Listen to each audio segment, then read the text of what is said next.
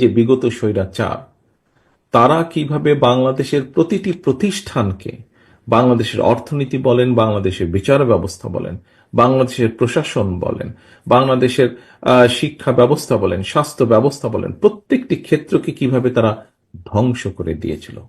এবং এই অবস্থা করেছিল বলেই দেশের মানুষের উন্নয়নের জন্য, দেশকে সামনে এগিয়ে নিয়ে যাওয়ার জন্যই রাষ্ট্রের বিভিন্ন কাঠামোর পুনর্গঠন প্রয়োজন। এবং এর উপরে ভিত্তি করেই এই কারণেই আমরা আজ থেকে বাংলাদেশ জাতীয়তাবাদী দল প্রায় ২.৫ বছর আগে ৩১ দফা আমরা জাতির সামনে উপস্থাপন করেছি। বাংলাদেশ জাতীয়তা দল এমন একটি রাজনৈতিক দল যে দলটি অতীতে বিভিন্ন সময় বাংলাদেশের জনগণের সমর্থন নিয়ে এই দেশ পরিচালনা করেছে। এবং আমরা দেখেছি প্রতিবার যখন বাংলাদেশ জাতীয়তাবাদী দল দেশ পরিচালনা করেছে, প্রতিবার আমরা চেষ্টা করেছি দেশের মানুষের সমস্যার সমাধানগুলো করার জন্য। হতে পারে বিভিন্ন সীমাবদ্ধতার কারণে যতটুকু প্রত্যাশা আমাদের ছিল, যতটুকু আমরা করতে চেয়েছিলাম, সব কাজ আমরা হয়তো সক্ষম হইনি সব কাজগুলো সম্পূর্ণ করতে। সেজন্যই আমরা বিভিন্ন সময় বিভিন্ন পরিকল্পনা গ্রহণ করেছি। আপনারা দেখেছেন এই মুহূর্তে দলের পক্ষ থেকে আমরা ৩১ দফার একটি পরিকল্পনা দিয়েছি রাষ্ট্রকে পুনর্গঠন করার জন্য।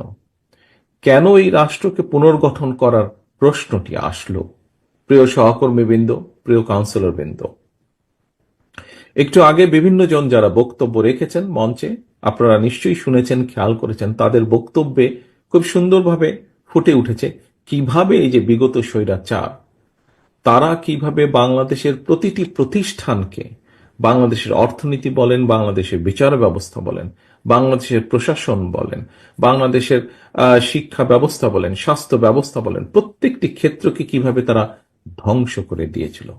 এবং এই অবস্থা করেছিল বলেই দেশের মানুষের উন্নয়নের জন্য, দেশকে সামনে এগিয়ে নিয়ে যাওয়ার জন্যই রাষ্ট্রের বিভিন্ন কাঠামোর পুনর্গঠন প্রয়োজন।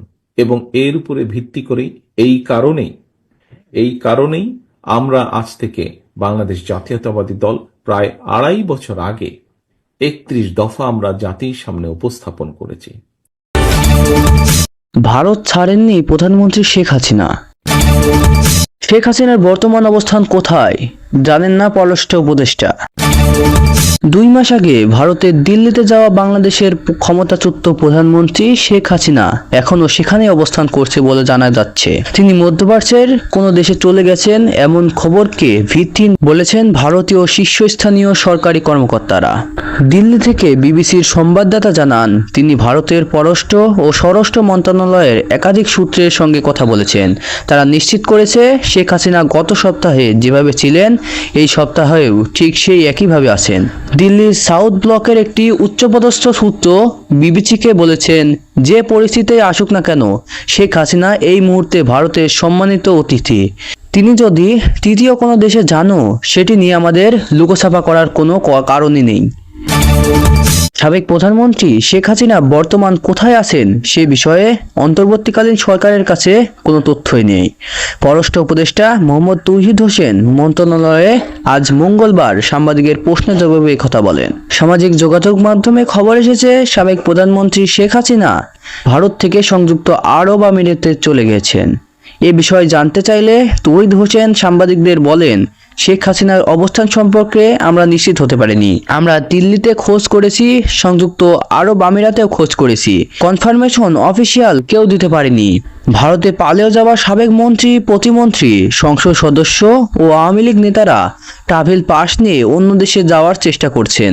পররাষ্ট্র মন্ত্রণালয় তাদের ট্রাভেল পাস ইস্যু করবে কিনা এসব প্রশ্নের জবাবে পররাষ্ট্র উপদেষ্টা বলেন, বাংলাদেশের মিশন ট্রাভেল পাস ইস্যু করতে পারে শুধু দেশে ফেরার জন্য, অন্য দেশে যাওয়ার জন্য নয়। অন্য দেশে যাওয়ার জন্য পাসপোর্টের প্রয়োজন পড়ে।